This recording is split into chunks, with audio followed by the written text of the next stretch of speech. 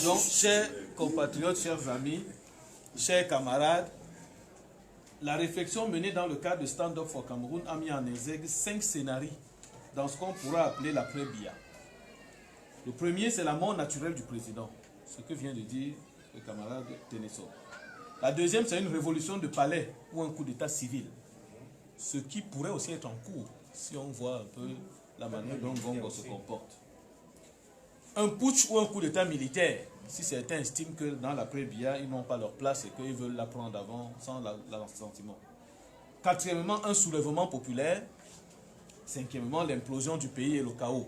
Bon, ça c'est un cas d'école. Allons donc plus loin.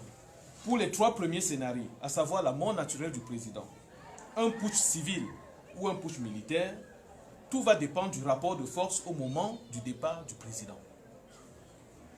Il y a 3 cas de figure. Le premier cas, ce départ naturel ou dans un putsch civil ou militaire survient alors qu'une équipe homogène du RDPC a été consolidée auparavant et qu'elle est prête à prendre le relais ou alors qu'elle domine par rapport aux forces du changement.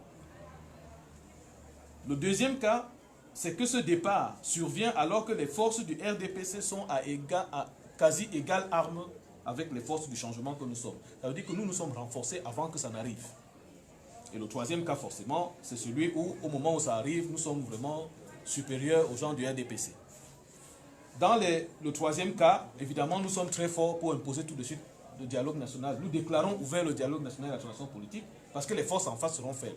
Mais dans les 2 premiers cas, c'est ça qui rejoint un peu ce que tu dis, nous serons toujours en train de lutter pour avoir un rapport de force favorable. Donc nous allons devoir redoubler de lutte contre ce futur nouveau régime, civil ou militaire, qui viendrait remplacer Paul Biya. Prenons maintenant le 4e scénario, à savoir le soulèvement populaire. Oui. Le soulèvement pacifique a notre préférence, mais il y a 2 variantes. Soit le soulèvement populaire spontané, ça veut dire qu'aucune force politique n'organise ça. Les gens descendent dans la rue parce que Biya est mort, et le temps que les autres s'organisent, les gens sont dans la rue. Le premier cas où le soulèvement populaire intervient alors que notre propre travail est encore très inefficace. Nous serions dans le cas d'un ras-le-bol qu'on n'a pas su prévoir ou qui nous dépasse après la chute de Biya. Est-ce que nous serons capables de supplanter nos adversaires dans un tel contexte? Point d'interrogation. Par contre, un soulèvement populaire conscient,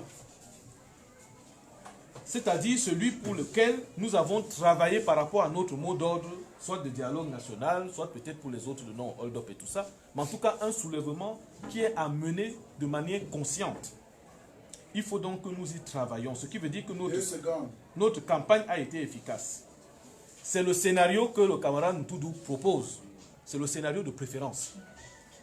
Pour ça, il dit simplement, il convient de s'appliquer en sorte que notre forum rapproche le point de vue des uns et des autres.